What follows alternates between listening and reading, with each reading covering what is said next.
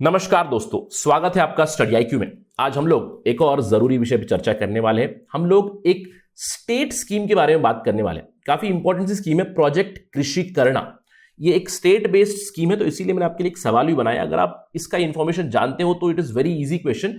Which Indian state has recently launched hi tech farming scheme called project Krishi Karna? तो यहाँ पे कुछ ऑप्शंस दिए गए हैं।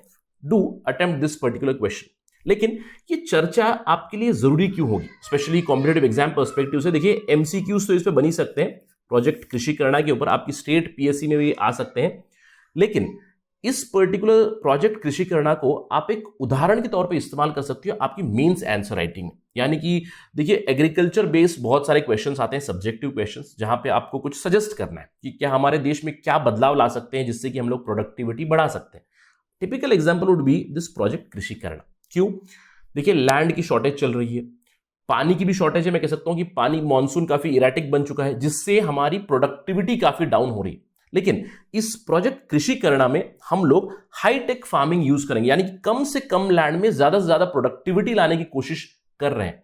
तो this becomes a very important example for you. In fact इसकी जो planning of this particular scheme, implementation, it is also very very unique. तो ये आपके लिए अच्छा उदाहरण बनेगा। चलिए शुरुआत करते हैं डिस्कशन की और बात करते हैं प्रोजेक्ट कृषि करना। प्रोजेक्ट कृषि करना केरला स्टेट की प्रोजेक्ट है, जहां पे वो हाईटेक फार्मिंग को प्रमोट कर रहे हैं। और हाल ही में अंडर दिस प्रोजेक्ट कृषि करना, पलिकल पंचायत जो तिरुवनंतपुरम में आता है, वहां पे 10 पॉली हाउसेस बनाए जा रहे हैं। तो हम लोग इसके ऊपर एक इंफॉर्मेशन लेंगे।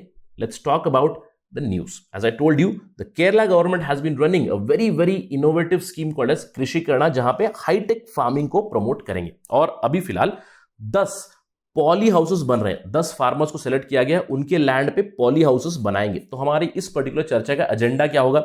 सबसे पहले समझेंगे कृषि करना स्कीम को, फिर हम लोग समझेंगे पॉली हाउसेस को, और पॉली हाउसेस में क्या क्या होता है इसके ऊपर भी हम लोग चर्चा करेंगे।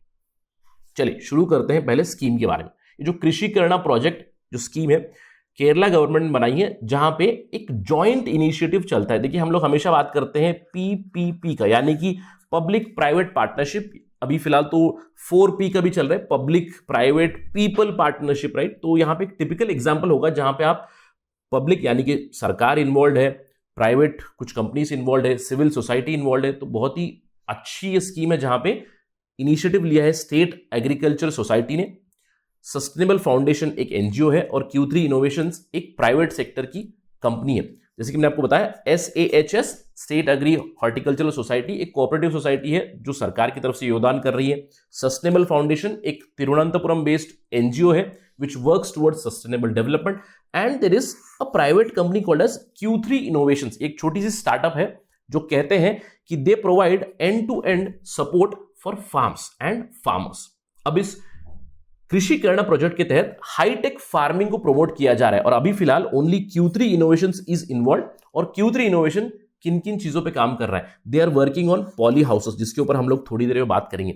But they are also working on aquaponics, hydroponics and hi tech mushroom cultivation. देखिए, हाईटेक मशरूम कल्टीवेशन तो काफी आसान है समझने के लिए, लेकिन आप मुझे कमेंट सेक्शन में बताइए ये एक्वापोनिक्स क्या होता है। और अगर आप एक्वापोनिक्स पढ़ चुके हो तो just tell me the difference between what is hydroponics and what is aquaponics. काफी इंपॉर्टेंट ये टॉपिक बन जाता है एग्जाम के लिए।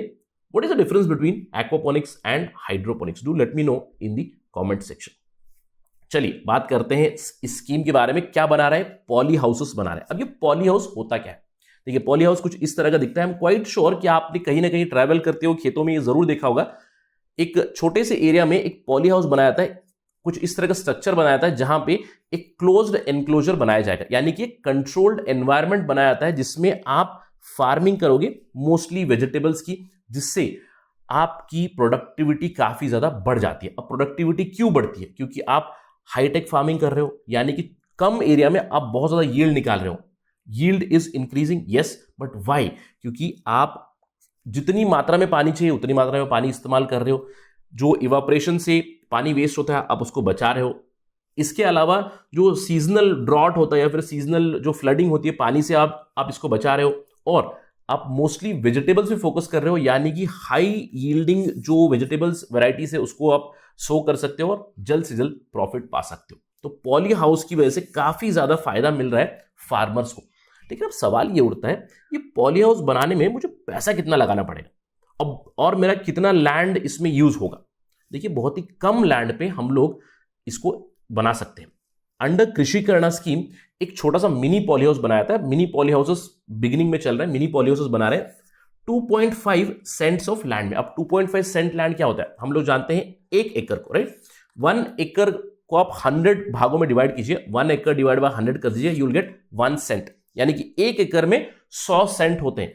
मतलब 2.5% ऑफ 1 एकड़ इज टेकन। छोटा सा एरिया लिया जाएगा, उसमें एक पॉली हाउस बनाया जाएगा। तो इस 2.5 सेंट लैंड में आपको खर्चा लगेगा 2.35 लाख, यानी कि 2,35,000 रुपए इन्वेस्टमेंट करने पड़ेंगे। अब यहां पे सरकार की तरफ से भी काफी सब्सिडी मिल रही है, फार्मर्स को थोड़ा सा इन्वेस्ट करना पड़ता है, और टेक्नोलॉजिकल सपोर्ट भी यहां पे दी जा रही है इन केरला बाय Q3 इनोवेशंस। तो ये टेक्निकल सपोर्ट दे रहा है, जहां पे काफी मात्रा में प्रोडक्टिविटी भी बढ़ रही है। अब Q3 इनोवेशंस ये कहता है कि पॉली हाउस में farmers can cultivate throughout the year, पूरे साल में, no dependence on the season, no dependence on a lot of water, आपको मॉनसून के ऊपर रिलाई नहीं करना पड़ेगा, काफी कंट्रोल्ड एनवायरनमेंट रहेगा। और यहां पे आप कल्टिवेट कर सकते हो vegetables which give you decent profit, जैसे कि long beans, tomato, cucumber, capsicum, chillies, बहुत सारे वेजिटेबल्स आप यहां पे उगा सकते हो and you can sell it easily. अभी तक अगर हम लोग बात करें कोर 3 इनोवेशंस, इन्होंने already 30 successful hitech farming projects complete कर चुके हैं in Kerala.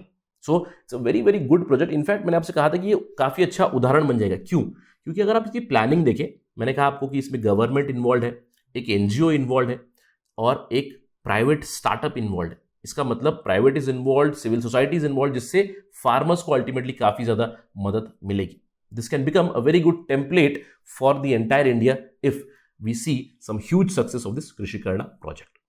That is it right now from my side. लेकिन अगर आप एग्जामिनेशन की प्रिपरेशन कर रहे हैं, यूपीएससी हो या स्टेट पीएससी हो, अगर आप केरला पीएससी की प्रिपरेशन कर रहे हो, we have a Kerala PSC course also on StudyIQ platform. Just go to these details.